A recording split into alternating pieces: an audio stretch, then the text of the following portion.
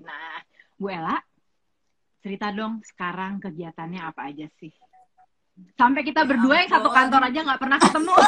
Jadi itu kebayang nggak kesibukannya Kegiatan kayak apa?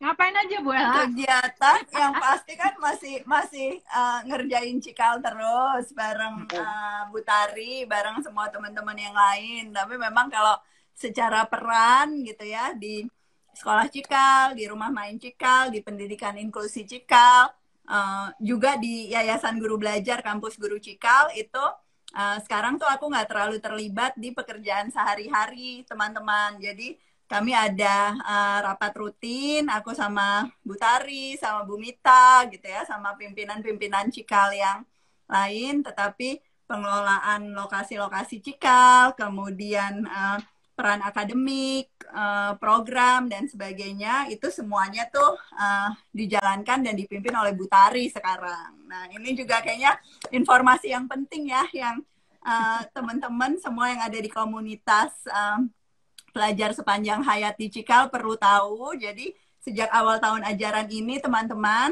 nanti akan ada surat resminya juga ya dari Bu Tari ini, tapi aku umumin bocoran duluan itu. Ini langsung kabar ya, langsung kabar besar ya Bu. Dijalankan oleh Ibu Lestari Sanjoyo. Nah ini mudah-mudahan jadi awal yang makin baik, karena sesungguhnya saya sama Bu Tari emang dari awal udah sama-sama juga. Dan tadi semua everything she's been saying gitu tentang peranku untuk kehidupannya Tari, itu exactly the same way I felt tentang perannya Tari untuk kehidupan aku. Dan dari awal pendirian, awal perjalanan sampai sekarang gitu ya, saling ngejagain, saling memastikan proses pendidikan berjalan lancar. Itu peran Tari sama besarnya atau bahkan jauh lebih besar daripada apa yang sudah aku lakukan.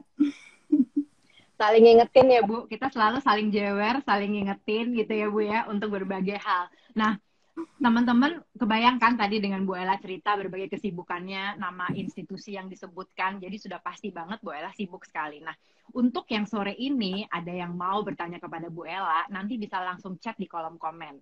Dan akan ada 3 penanya yang akan dipilih oleh Bu Ella, yang menurut Bu Ella pertanyaannya paling bikin Bu Ella mikir, ya Bu ya. Aduh, kan Bu Ella diwawancara semua pertanyaan bikin mikir deh, ampun. Oke, ini tadi ada pertanyaan nih, Bu Tari ketemu Bu Ella sejak kapan sih gitu? Sebenarnya kita dari kuliah ya Bu Ella ya, tapi Bu Ella tuh ya, Bu Ella tuh anak pinter sekampus, jadi dia belajar terus.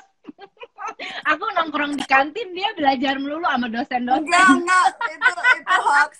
Tari tuh kakak kelas idola banget, bener-bener. Aku yang kayak pas pertama masuk fakultas psikologi tuh ngelihat Bu Tari dan angkatan-angkatannya dia yang kayak wow gitu. Yang kayak, wow, nongkrong dulu sih anak-anak ini tuh, gitu ya. Ini yang kayak waduh luar biasa, ini senior-senior psikologi. Dan sebetulnya kita nggak terlalu banyak interaksi waktu di kampus ya, Bu Tari ya. Justru sesudah karena awalnya tuh bahkan aku ingat Bu Tari itu banyak mendalami psikologi klinis gitu kan. Justru aku sempat aktif tuh justru di psikologi eksperimen, metodologi penelitian. Nah, tapi justru bahwa sesudah lulus gitu, itu baru ketemunya di dunia pendidikan gitu kan, sama-sama. Dan jadi ngejalanin Cikal sama-sama sejak awal karena itu.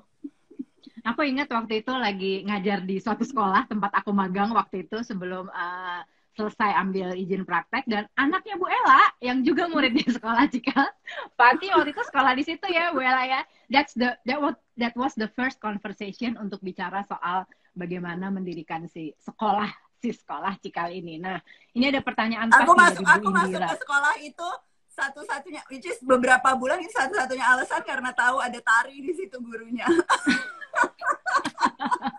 Oh gitu ya. Kayaknya lumayan juga. Ini lumayan nih.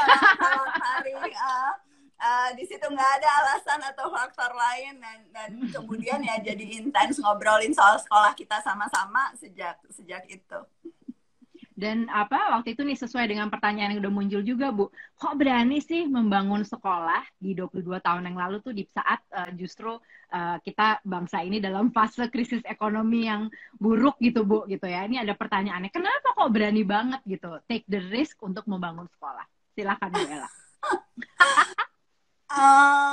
Kalau ditanya kenapa waktu itu ya, justru karena itu munculnya dari keyakinan bahwa reformasi itu tuh jadi kunci untuk banyak banget transformasi yang perlu terjadi gitu ya di negara kita. Jadi aku tuh waktu itu, aku ingat banget dalam salah satu percakapan sama Mbak Deang gitu ya, Mbak Dewi Soeharto, partner di yang mendirikan Cikal juga ya, sama Tari gitu ya.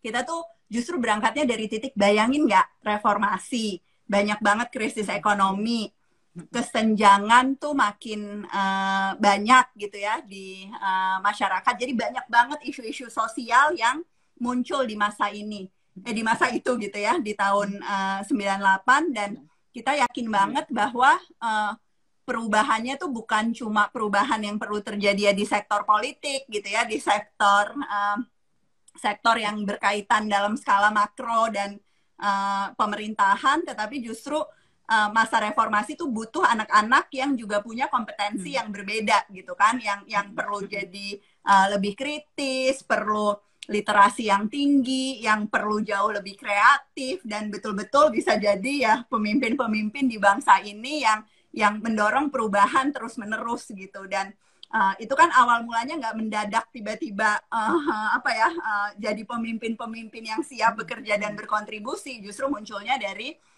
pendidikan yang baik, yang berkualitas, yang perlu dilalui sama anak-anak kita. Nah, itu yang bikin jadi makin yakin bahwa mungkin kalau dilihat dari sudut momentum, gila lagi heboh-hebohnya gitu ya, perubahan kok malah Cikal berdiri gitu. Kalau dari sudut semata-mata ngelihat bahwa itu sebagai suatu tindakan yang berani, ya mungkin benar berani, tapi kita juga ngelihatnya itu something yang necessary gitu ya. Jadi memang harus dilakukan pada saat itu, dan terbukti gitu sesudah puluhan tahun itu melihat lulusan-lulusan, melihat anak-anak yang bahkan belum dewasa, bahkan masih di masa SD, di masa SMP aja udah bisa jadi warga negara yang berdaya, peduli sama isu-isu yang ada di sekitar. Itu aku makin yakin banget bahwa that was the best moment to actually start a movement gitu ya di education dan proses pendidikan yang berbeda dari yang konvensional selama ini.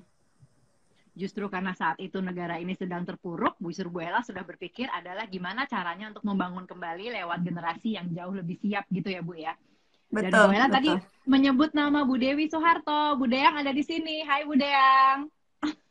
Udah ada loh Bu Deang. Hai Mbak Deang. Oke. Nah, berarti nih Bu Ella, itu kan visi misi di awal ya, visi misi di awal di 22 tahun yang lalu. Along the way, namanya 22 tahun ya, itu kan pasti kalau untuk anak aja, kita kan udah deal sama a lot of students gitu ya Bu ya. Untuk anak aja tuh kan perubahan-perubahan terjadi ya di setiap tahapan perkembangannya. Apa Bu, perubahan signifikan dalam 22 tahun ini yang, kayak tadi mungkin berat tapi necessary? Semua sih, Tar, bener nggak? Kita tuh kan di Cikal tuh berubah terus ya gitu. Jadi aku tuh bisa bilang kalau sebagai organisasi tuh kita tuh organisasi yang amat sangat pembelajar gitu. Dari awal kita tuh ngomong bahwa Merdeka Belajar itu tuh kompetensi yang penting gitu ya. Kita pengen murid-murid kita jadi self-regulated learner. Tapi kita tahu itu dimulainya ya dari kita pendidik-pendidik Cikal yang juga Merdeka Belajar, dari organisasi yang juga Merdeka Belajar. Nah, itu tuh jadi kita very mission driven kan. Jadi selalu tuh konsistennya yang nggak pernah berubah tuh misinya. Si Cikal 5 Stars kompetensinya tuh kayaknya udah sampai hafal nih orang tua murid yang ada di sini, murid-murid dari dulu ya itu aja gitu kan. Si Cikal 5 Stars kompetensi sebagai cita-citanya. Cara dan prinsip-prinsipnya juga sama, tapi programnya berbeda. Bahkan mata pelajarannya, revamp kurikulumnya gitu ya, metode-metode yang dipakai itu selalu diadaptasi, selalu diiterasi gitu ya, karena kita yakin bahwa ya si proses belajar itulah yang justru bikin Cikal jadi makin kuat, jadi selalu muda gitu. Jadi rasanya tuh kalau nginget-nginget Cikal 22 tahun gitu ya Tar, rasanya tuh kayaknya sama excitingnya, sama dinamisnya gitu ya, sama level enthusiasmnya seperti kita waktu masih umur 2 tahun gitu kan. Karena memang selalu ada newness di dalam cara kita belajar, di dalam cara kita bekerja. Aku senang tuh tadi kata-kata. Kita kan, jadi kita selalu muda ya. Cika tuh kayak selalu, membuat sesuatu yang baru, sehingga kayaknya emang 22 tahun, atau nanti misalnya 32 tahun, atau 45 tahun, kita akan selalu ngerasa bahwa this is the new things that we do, yang membuat semangatnya tetap sama ya Bu, walaupun dibandingkan ada yang komentar, ada yang komentar nih Tar, pernah nggak Bu kepikiran Cikal akan bertahan selama ini sampai 22 tahun? Justru udah kebayangnya tuh dari awal sama Tari ini tuh akan bertahan 220 tahun ya Tar. We do this for the legacy, bener-bener dari awal tuh kalau ada satu hal yang kita ulang-ulang terus gitu, ini tuh jangka panjang, ini tuh maraton, ini tuh kita nggak boleh cepet puas, kita terus harus melakukan perbaikan, kita harus mikirin dampak yang lebih luas, kita nggak boleh cuma mikirin murid-murid di satu lokasi aja, tapi berkontribusi buat Indonesia. Itu tuh kayak, aku tahu sih kalau disampaikan sekarang tuh kedengerannya kayak klise atau ngapain sih lo ngomong-ngomong soal mimpi-mimpi yang besar atau jangka panjang, tapi itu tuh kayak in our DNA sih sejak awal gitu. Dan kayaknya tiap hari tuh di tiap rapat gitu ya, di tiap percakapan ya, pendidik Cikal selalu ngelihatnya sih misi dan cita-cita jangka panjang itu sih. Jadi emang it's beyond one person atau one lifetime. Oke. Dan jadi jangan khawatir tadi tanya kebayang sampai 22 tahun nggak gitu. Oh, kita sudah punya sampai 220 ya, Bu. Jangan sedih. Amin, kita akan ada amin. terus. Amin ya, Bu ya. Terus ini ada pertanyaan yang menarik menurut saya ya dari Bu Uyung mungkin ya. Sebagai salah satu leading school di Indonesia, sejauh mana kontribusi Cikal untuk pemberdayaan guru-guru di sekolah negeri yang notabene lebih memerlukan support untuk upgrade professional development gitu ya. Ini menarik menurut aku Bu Ella, kalau untuk Bu Ella jawab, karena kan sebetulnya juga banyak asumsi terkait sekolah Cikal ini ya, sekolah untuk anak orang kaya, guru-gurunya juga nggak semuanya dalam tanda kutip perlu duit gitu ya. Nah ini nih how the contribution of Cikal. Iya. Kontribusi pertama yang sangat penting gitu ya, dari awal kita tuh niatnya emang bikin sekolah yang inovatif gitu kan, bukan cuma sekedar sekolah yang biasa-biasa aja. Aku sering ngomong sama Tari juga, Tar, ngapain kalau nyari yang gampang gitu ya, misalnya nyari sesuatu yang udah dilakuin sama orang lain. Jadi kontribusi yang paling esensial, dan ini bukan cuma Cikal yang melakukan, banyak banget lembaga-lembaga pendidikan lain juga yang dengan berbagai konteksnya gitu ya, di desanya, di kotanya, sebagai madrasah, pesantren, dan lain-lainnya, itu memang melakukan inovasi terus-menerus.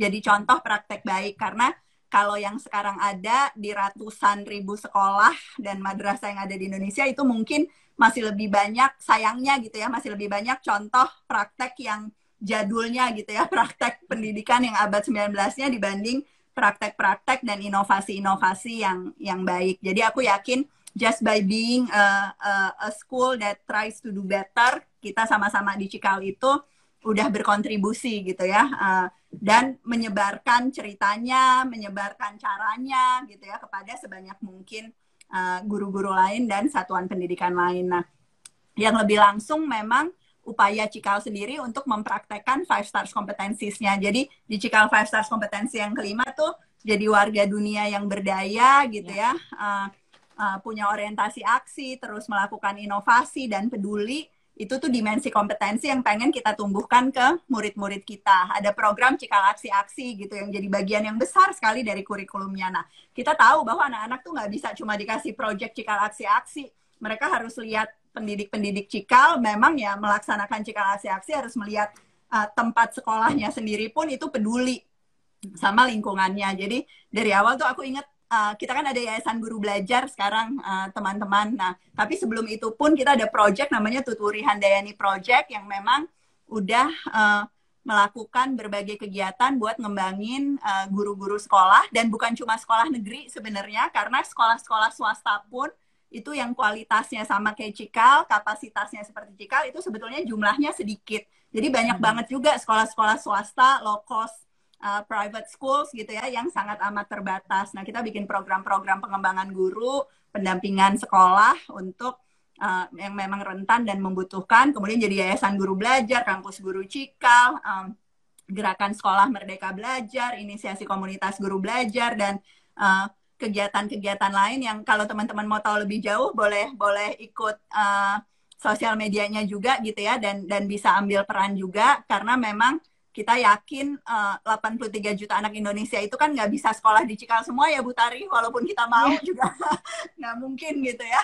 Mereka butuh sebanyak mungkin satuan pendidikan lain yang juga punya kualitas yang sama. Guru-guru Cikal juga walaupun kerja sepanjang hari nggak mungkin bisa melayani semua anak Indonesia, dan memang nggak seharusnya gitu ya, tapi harus ikut memberdayakan guru-guru yang memang juga punya kemerdekaan, berbagi supaya guru-guru semua meningkat kompetensinya, berkolaborasi dengan guru-guru dari sekolah lain, dan juga pada akhirnya mengembangkan berbagai karir. Banyak banget guru Cikal yang jadi pelatih guru, yang jadi penulis buku-buku soal pendidikan, yang jadi peneliti kebijakan gitu ya, dari pendidik-pendidik di Cikal, dan pada akhirnya bukan cuma bermanfaat untuk murid yang ada di kelasnya, tetapi ya bikin video belajar dan sebagainya, disebarkan ke seluruh Indonesia.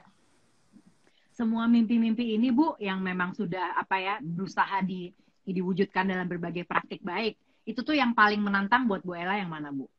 Selama ini menjalankan semuanya ya. Buat aku yang paling menantang mungkin, tapi makin lama makin mudah ya, itu sebetulnya soal paradigma sih, dan terutama paradigma orang tua sih, Bu Tari. Terus terang, pendidikan keluarga itu jadi bagian yang dari awal kita percaya banget penting. Jadi waktu kita mendirikan Cikal, ingat nggak Tar? Kita bilangnya bukan sekolah, kita bilangnya pusat pengembangan keluarga gitu ya. Betul. Diskusi awal refleksi cinta keluarga ya. Betul, tagline refleksi cinta keluarga, diskusi awal sama Mbak Deang dan sebagainya, itu kita yakin banget bahwa kita tuh satuan pendidikan yang layanannya itu multi generasi. Jadi benar-benar bukan cuma sekolah buat murid gitu ya. Kita tahu kita harus bikin program pengembangan yang bagus buat guru-guru, karena nggak semuanya siap ngajar gitu kan, walaupun lulusan terbaik dari perguruan tinggi pun itu harus dapat pembekalan lagi tentang pedagogi yang efektif dan sebagainya. Tetapi juga bahwa orang tua itu banyak banget yang ya sama seperti saya gitu ya, anak-anak saya sekolah di Cikal, Tari juga anak-anaknya sekolah di Cikal gitu. Itu kita tuh datang dari pengalaman pola belajar masa lalu, sehingga pada saat membandingkan pendidikan anak kita pun itu kita yang seringkali kok gini sih, kenapa berbeda dan sebagainya. Nah, paradigma ini yang mungkin upaya kita untuk menjelaskan, mengkomunikasikannya itu harus terus-menerus kuat gitu ya. Karena apa? Karena nggak pernah ya ada murid di Cikal tuh yang sukses semata-mata karena peran sekolahnya sih. Jadi semua lulusan kita yang terbaik gitu ya, itu adalah murid-murid dari berbagai usia gitu, dari usia dini sampai yang SMA, yang betul-betul pola pengasuhannya itu sejalan dengan pola pendidikan di Cikal. Jadi kita udah belajar banyak banget, sekeren apapun gitu Cikal, which is keren gitu ya, sebagus apapun guru-gurunya, which is bagus-bagus gitu, supaya nggak salah tangkap nih, itu unsur pola pendidikan di rumah, pola pengasuhan orang tua itu tetap faktor yang amat sangat esensial buat kesuksesan anak. Nah, ini yang seringkali menantang semata-mata karena kesempatan kita berinteraksi dan berkomunikasi dengan orang tua kan juga terbatas ya. Kalau anaknya kan kayak datang tiap hari di sekolah, jadi kalau kita mau menumbuhkan potensinya itu waktunya lebih panjang. Nah, karena itu juga kayak memanfaatkan parent mandatory workshop, forum-forum seperti ini di mana kita bisa tanya jawab sama orang tua. Belajar ya.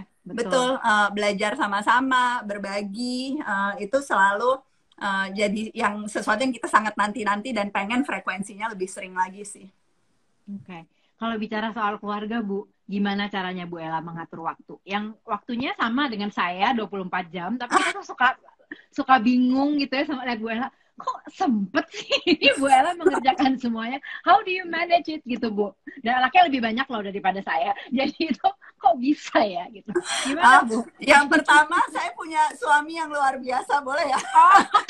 Okay. Walaupun Fikri nggak ada dengerin nggak? Nggak apa-apa, mungkin aku perlu panggil. Ayo Pak Fikri, coba dengarkan.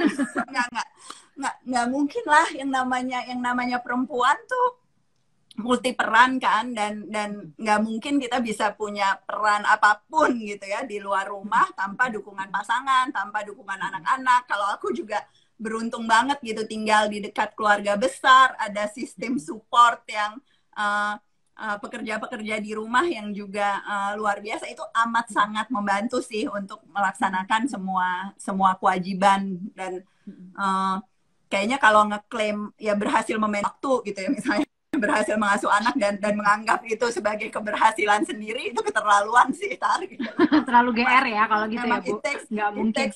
It really takes a village gitu. Dan termasuk juga kalau aku melihatnya peran orang tua di Cikal sih. Ya anak-anakku kan sekolah di Cikal semua. Aku melihatnya komunitas kita itu komunitas yang amat saling mendukung gitu. Bahkan buat aku pun pendiri sekolahnya gitu ya, class moms di Cikal gitu ya, yang saling ngingetin soal tugas-tugas anak-anak, ngebantu penyelenggaraan kegiatan bareng-bareng, parents volunteers yang saling ngejaga gitu ya, mastiin anak-anak kita tumbuh dalam lingkungan yang menguatkan, yang aman gitu kan. Itu tuh luar biasa. I won't be successful bukan cuma sebagai head of school, sebagai parents gitu ya, sebagai bagian dari Cikal team members kalau nggak kerja bersama-sama dengan tim members lain yang luar biasa, dan nggak ada di komunitas yang sama dengan orang tua murid yang juga luar biasa. Ya, betul Bu Ella. Dan tadi ini ada Bu Dina bilang susah sih kalau misalnya ngasih pertanyaan ke Bu Ella yang Bu Ella harus mikir. Kayaknya Bu Ella pasti akan selalu punya jawabannya katanya gitu. Mungkin kuncinya ibu-ibu sekalian adalah jangan nanya yang susah-susah, karena yang susah Bu Ella pasti tahu. Mungkin nanya yang nggak susah gitu ya. Coba misalnya ya pertanyaan yang nggak susah nih. Misalnya, kenapa Bu warnanya Cikal oranye? Kenapa pilih warna oranye? Mungkin Bu Ella mikir. Nah, aku udah pernah ditanya ini, jadi udah tahu jawabannya.